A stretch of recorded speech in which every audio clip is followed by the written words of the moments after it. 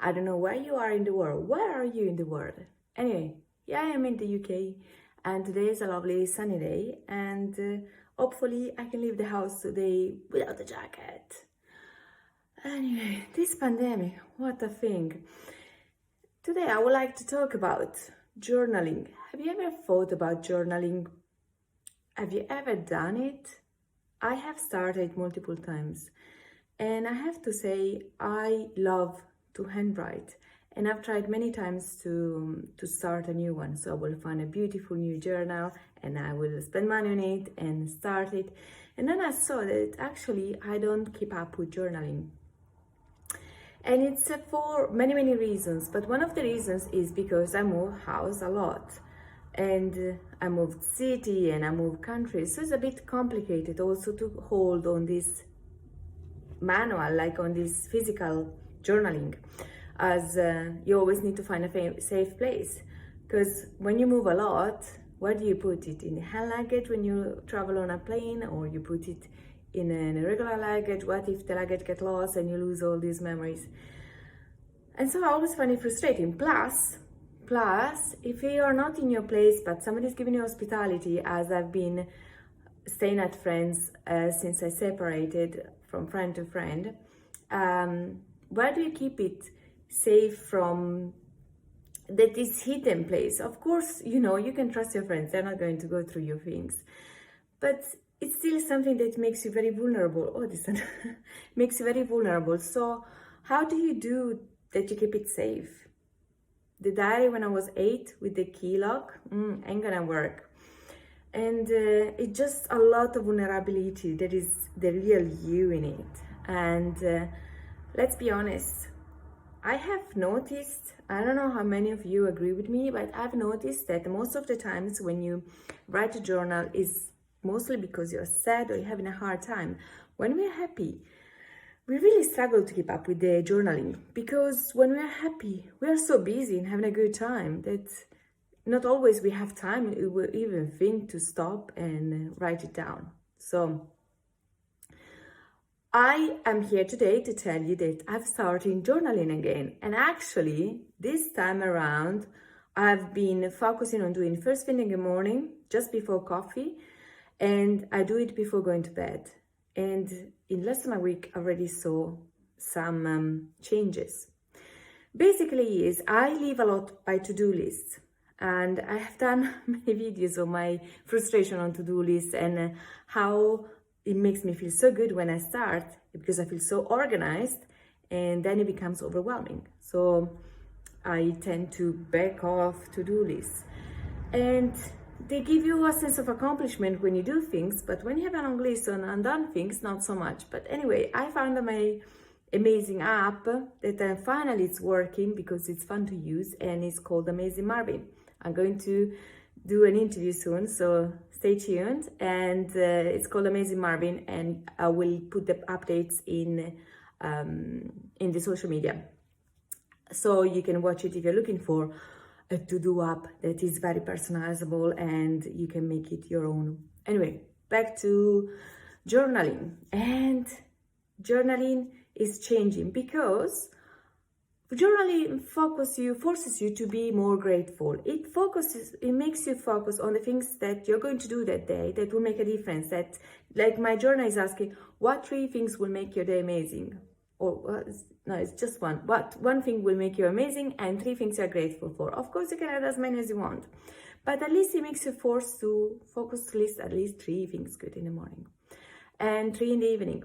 And the thing is, I sometimes don't feel like nothing is right in my life. It's like, you know, those dark times and nothing is right in my life. So that journaling is forcing me to actually, yeah, things are not that bad.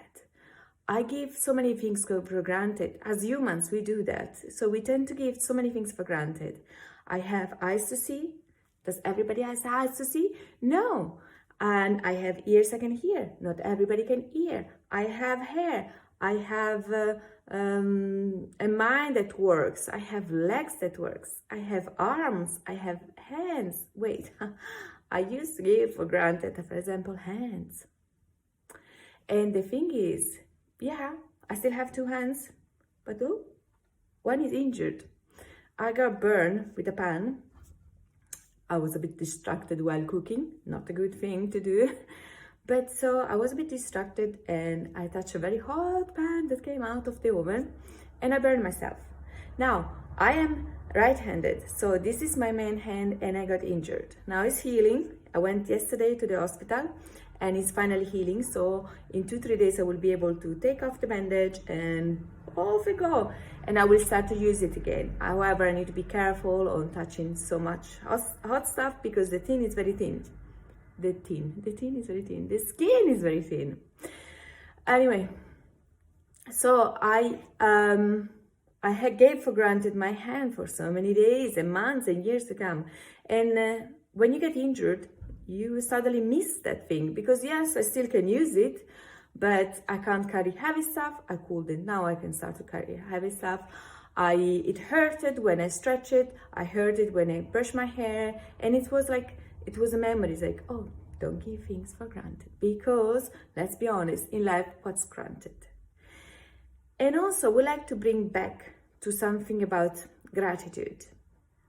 Have you ever seen a person that gives everything for granted and are happy? And if you think you know some of these people, I would like to challenge that. How well do you know them? Like, have they ever been open to you, vulnerable, or are just put in a mask that they have everything, they have all their ducks in a row, and they're so ungrateful, and yet they're happy? I don't think so.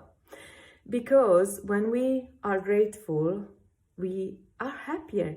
Because happiness doesn't come from outside, it doesn't come from your new car, from a new relationship, from a new city, from a new job, from a new bag, or from new shoes. I know that because otherwise I will be so happy because I have so many shoes. So things don't bring us happiness. Maybe they give us a thrill as a relationship, and your relationship can bring us a thrill, but honestly, happiness starts within. And I've done a webinar on this, Happiness Starts Within. You can Google it. And I'm very proud of it because I put so much work in it to make it light. I was serious about doing something light about happiness, because when are you happy? It's because you're feeling light. So it's a bit of an oxymoron. I put a lot of work to make something lighter. But yeah, I'm very proud of it because I wanted to share the message in the most simplest way.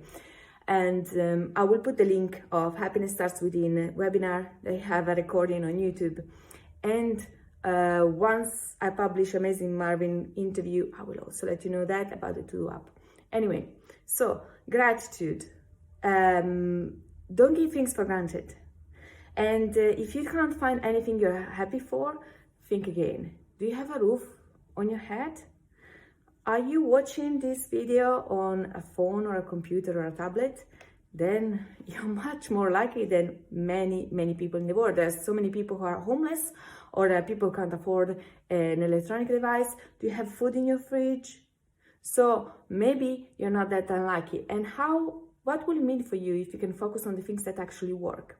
I've been in some times of my life, especially recently, after the separation, where I think I suffered about PTSD because I was so hurt. I was so hurt from discovering that the person I married wasn't the person I believed he was. He's an okay guy, but definitely he's not marriage material. So I got so upset because I was shocked to discover that I was living a life that wasn't the one I thought.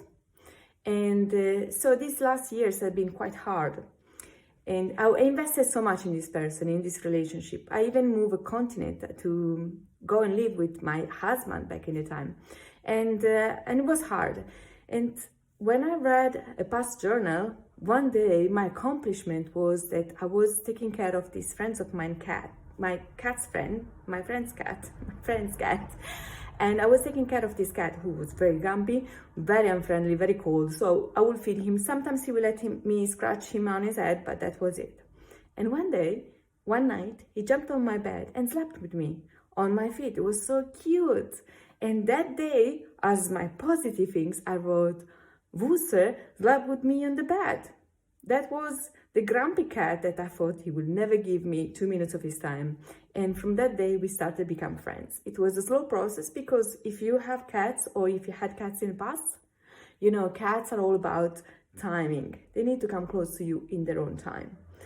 And so I, reading this journal, was like, oh my gosh, that was a hard time. Because if my highlight of the day is a cat that is lovely now, actually, because we are now friends. But yeah, if that's a highlight of my day, I think I was having a hard time. But anyway, so to recap, journaling. Why is important journaling? Because it focuses you to be more grateful. You know, when you have those negative loop moments and you can't seem to live in the present moment, journaling brings you back to the present moment, which is the only moment we know for sure. Present is a gift. And it's true. And so whenever we are thinking about the past, we are thinking about regret or remorse and something that it's about the future, we are thinking about with anxiety or expectations, so we are not focused in the present. But honestly, happiness is in the present. And the journaling I have started to do this time on an app called Day One allows you to put pictures and videos, and I took gazillions of pictures. So it's a bit on the expensive edge of the apps. There are much more cheaper apps, but I take gazillions of pictures some days. So I really wanted something I can add multiple pictures and videos. I think videos have the limit for one. And basically in the morning, it asks you, what will make your day different? What is the things you want to do that will make a difference, that will make you feel accomplished? And it's like, you start your day with a purpose. And then in the evening, it asks you, what happened today? What can you have done better? And it forces you to think, okay, actually this thing I didn't do that bad, but yes, I can do this time. Next time it happens again, I can do something better. So it basically, this journaling helps you train your brain to focus on the good in your life. And it's been scientifically proven that journaling 5 minutes a day, you don't need to journal for hours and then write papers. And you just need to find a few minutes in the morning to start with and some minutes before going to bed. And it will really improve your life and your view on life, because it's the easiest way to start and end your day, and it gives you purpose. Because before I will wake up, after coffee, I will read my to-do list. Before going to bed, I will decide what I will do the next day. The thing is, in the morning, I didn't have time to do the things I said the evening before, or I simply didn't want to do it. Because in the evening, I was like, tomorrow I'm going to change and I'm going to do this, tomorrow I'm going to be productive. And then you wake up in the morning, it's like, oh no, I can't do these things. I would rather do these other things, which are always important. I always do important things, but everything seems important and urgent. So on that one, I'm still working on.